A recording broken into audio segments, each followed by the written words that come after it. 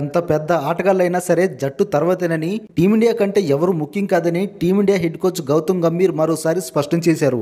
ఆస్ట్రేలియాతో Sydney వేదికగా జరిగిన ఆఖరి టెస్టుకు కెప్టెన్ రోహిత్ శర్మ దూరంగా ఉండటాన్ని ప్రశంసించాడు. కెప్టెన్ గా రోహిత్ శర్మ గొప్ప నిర్ణయం తీసుకున్నాడని, ఇతర ఆటగాళ్లకు స్ఫూర్తిదాయకంగా నిలిచాడని కొనియాడాడు. 5 టెస్టుల బోర్డర్ గవాస్కర్ ట్రోఫీలో భాగంగా సిడ్నీ వేదికగా ఆదివారం ముగిసిన 5వ టెస్టులో ఆసీస్ 6 వికెట్ల తేడాతో టీమిండియానైతే ఓడించింది. ఈ గెలుపుతో 10 ఏళ్ల సుదీర్ఘ నిరీక్షణ తర్వాత ఆసీస్ 3-1తో బోర్డర్ గవాస్కర్ ట్రోఫీని అయితే కైవసం చేసుకుంది. 162 పరుగుల లక్ష్యంతో రెండో ఇన్నింగ్స్ ను ప్రారంభించిన ఆస్ట్రేలియా 27 ఓవర్లలోనే 4 వికెట్లు కోల్పోయి ఛేదించింది.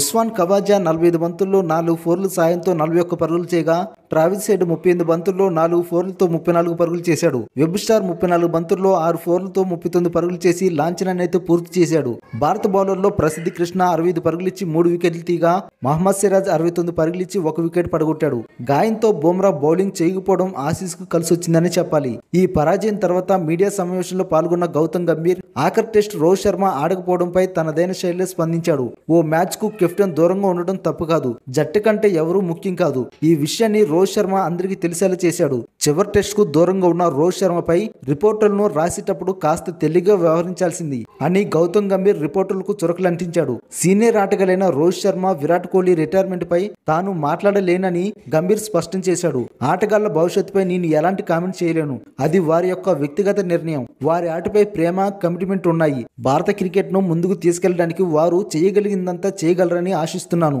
టీమ్ ట్రాన్సిషన్ గురించి మాట్లాడడం తొందరపాటు అవుతుంది. 5 నెలల తర్వాత ఎవరు ఎక్కడుంటామో తెలియదు. ప్రతి ఆటగాడు దేశవాళీ క్రికెట్ ఆడాలని నేను ఎప్పుడూ కోరుకుంటాను. దేశవాళీ క్రికెట్ ఆడే సమయం ఉంటే, రెడ్ బాల్ క్రికెట్ ఆడాలని నిబద్ధత ఉంటే ఎవరైనా డొమెస్టిక్ క్రికెట్ ఆడాల్సిందే. నితీష్ కుమార్ రెడ్డి, హర్షిత్ రాణా, వాషింగ్టన్ సుందర్ ఈ సిరీస్ లో అద్భుతంగా రాణించారు. మహమ్మద్ సిరాజ్ కూడా అసాధారణ ప్రదర్శన కనబరిచాడు. ప్రతి బంతికి పరిగెత్తే వ్యక్తిని నేను ఎక్కడ చూడలేదు. 100% రాణించకపోయినా అతను వెనక్కి తగ్గలేదు. యాటిట్యూడ్ విషయంలో సిరాజ్ అద్భుతం అని గంభీర్ కొనియాడాడు.